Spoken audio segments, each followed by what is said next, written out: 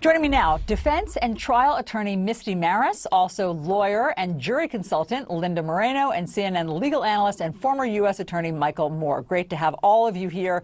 Okay, so Linda, what stands out to you about this jury so far?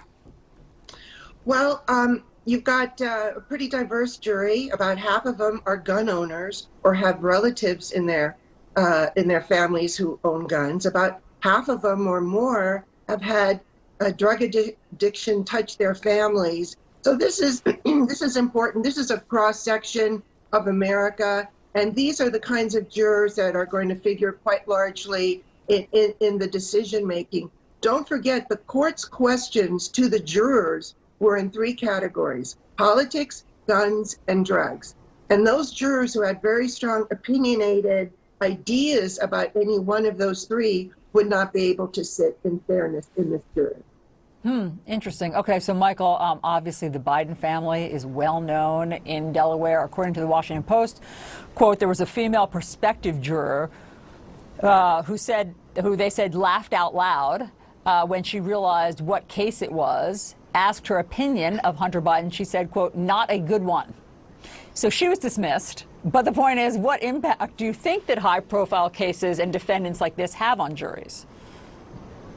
Yeah, well, I'm glad to be with all of you. You know, it's no surprise to see the First Lady there, and that is because she is there not only to support Hunter, but at the same time, she's there to make sure that the jurors know and everyone else knows, frankly, that they are a connected and high-profile family, and the state have done a lot to them. Delaware, this is not a big place. It's not the same as trying a case in the middle of New York or in Texas or other places like that. I mean, we're talking about a relatively small place. It'd be like trying the mayor's son of a small town somewhere and getting a jury, chosen. So they do know folks, and people know them. That cuts both ways. You can have it good, you can have it bad. They may have a good reputation where they help some folks and a bad reputation because they tick some other people off. But the Biden name there, and certainly his connections to the state, long connections, and things he's done for the state have been good. But all that said, this case is not a strong case.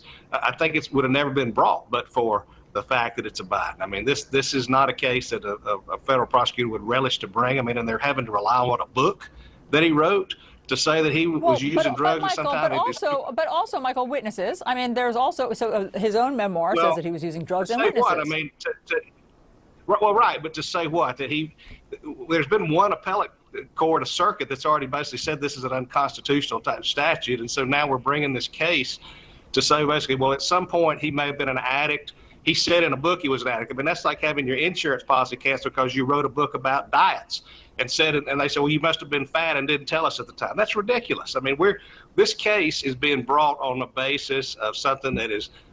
We got a lot of other stuff to do, and but for the hoopla and hubbub that's been raised, this case would not have been brought. I mean, was he an addict? Did he subjectively think that? Did he objectively know it? Did other people say, well, maybe he was, or maybe we saw something at the time he filled the form? There's all this kind of thing that is going to give an appeals court if there's a conviction there. And look, I've been an equal opportunity critic of both the Trump case and this case. So I'm not weighing it down, but this is not the kind of case that federal prosecutors make their bread and butter on.